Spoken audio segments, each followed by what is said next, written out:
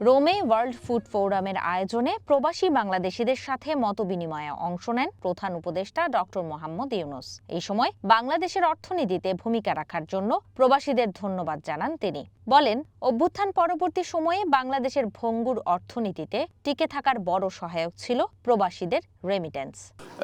এটা লন্ডভন্ড অবস্থা, টাকা পয়সা সব খালি, চলাফেরার কোনো বেতন দেওয়ার উপায় নেই, মানুষের টাকা পরিশোধ করার উপায় নেই, আন্তর্জাতিক পরিশোধ করার উপায় নেই, একদম তলানিতে আমরা।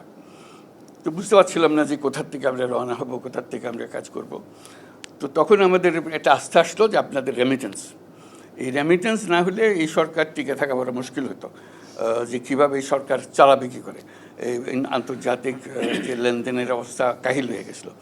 এখন সেটার জন্য আপনাদের কাছে কৃতজ্ঞতা জানাচ্ছি। একদম জোরে একটা হাততালি দিয়ে সবার জন্য।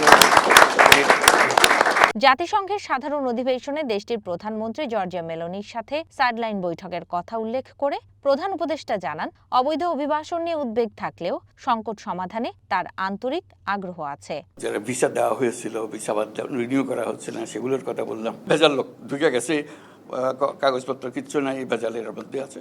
ওদেরকে কীভাবে সঠিক পথে নিয়ে আসা যায়, অর্থাৎ চেষ্টা হচ্ছে সমাধান করা, তাড়িয়ে দেওয়াটা সমাধান না। এইটা পরিষ্কার হয়ে গেছে, দুপক্ষেই ওটা পরিষ্কার, তাড়িয়ে দেওয়াটা সমাধান না। তবে কীভাবে এটাকে পরিষ্কার করা যায় যাতে তোমরাও পরিষ্কার থাকো, আমরাও পরিষ্কার।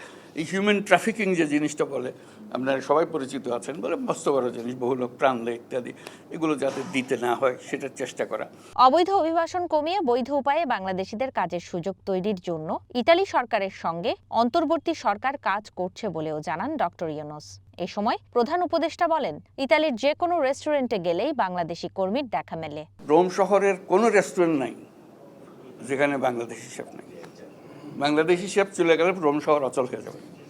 তো মালিক আসলো, মালিকে বললো যে হ্যাঁ আমাদের এখানে বাংলাদেশি আছে, বলে আমরা খুব কৃতজ্ঞ বাংলাদেশের প্রতি। বলে আসলে রেস্টুরেন্ট তারাই চালায়, আমি শুধু টাকাটা দিই। বলে এদের কারণেই আমার উপার্জন, তাদের হাতে এটা। এর আগে রোম সিটি কর্পোরেশনের কার্যালয়ে মেয়র রবার্তো গুয়ালতিরির সাথে সাক্ষাৎ করেন প্রধান উপদেষ্টা। এদিকে দিনে আরেক বৈঠকে খাদ্য ও কৃষি সংস্থার মহাপরিচালক ডক্টর কু দং ইউ বাংলাদেশের গভীর সমুদ্রে মৎস্য আহরণ শিল্পের উন্নয়ন ও কৃষিজাত পণ্য রপ্তানি বাড়াতে সহায়তার আশ্বাস দেন। এছাড়াও ব্রাজিলের প্রেসিডেন্ট লুইস ইনাসিও লুলা দা সিলভার সঙ্গে বৈঠক করেন প্রধান উপদেষ্টা। এ সময় আগামী কয়েক মাসের মধ্যে বাংলাদেশ সফরের আগ্রহ প্রকাশ করেন president Luis. ঝুমি Rahman, one news, Dhaka.